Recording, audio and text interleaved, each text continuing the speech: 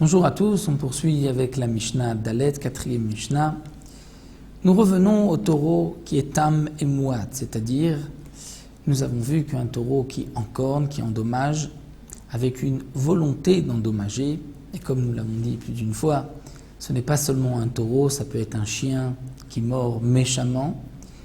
Les 3 premières fois, le propriétaire de ce taureau ne payera que la moitié du dégât. À partir de la 4e fois, on l'a déjà averti au Bédine, au tribunal, et attention, ta bête a endommagé volontairement une première fois, une deuxième fois, une troisième fois. À la 4e fois, il devra payer le dégât tout entier. C'est ce qu'on appelle un taureau mouad. Alors la Mishnah nous explique Zéou tam vezéou mouad. Quelle est la bête qu'on peut considérer comme tam, dire simple, qui n'a pas encore endommagé. Vezéou mouad est celle qui est mouad avertie.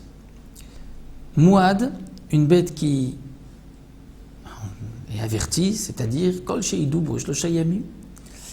On a été témoigné contre cette bête 3 fois, shlosha yamu. C'est-à-dire, jour après jour, 2 témoins se sont rendus au Beddin, au tribunal, et ont témoigné que la bête d'un tel a endommagé.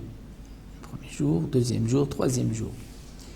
À partir de la 4e fois, puisque ce taureau est averti, ou le chien est averti, si le chien cause un dommage, le taureau cause un dommage, le propriétaire devra payer Nezek Shalem.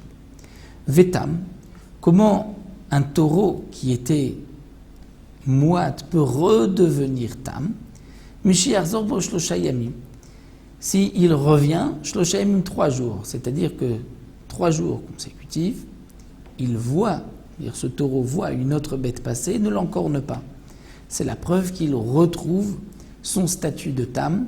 Et si ensuite la bête endommage, le propriétaire payera que Khatsinezek, la moitié du dégât, puisque 3 jours de suite, la bête avait vu d'autres bêtes et n'avait pas encorné. Donc la bête avait perdu son statut de mouad. Ça, ce sont les paroles d'Ivray Rabbi Yehuda. Rabbi Meir n'est pas tout à fait d'accord. Rabbi Meir dit mouad, sheidubo shalosh pe'amim.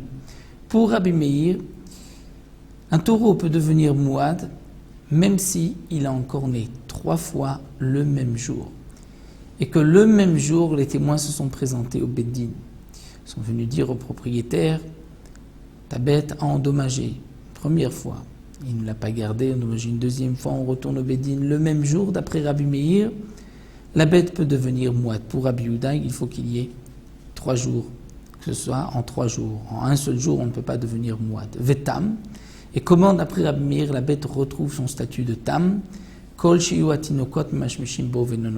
que si des enfants tournent autour du taureau, le tirent dans tous les sens, jouent avec lui, et que malgré tout le taureau n'encorne pas, c'est la preuve qu'il est tam.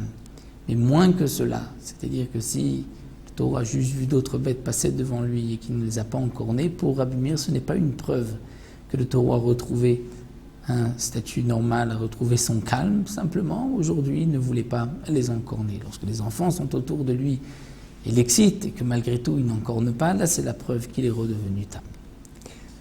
Nous nous retrouverons pour la Mishnah, qui est une plus longue Mishnah, la prochaine fois.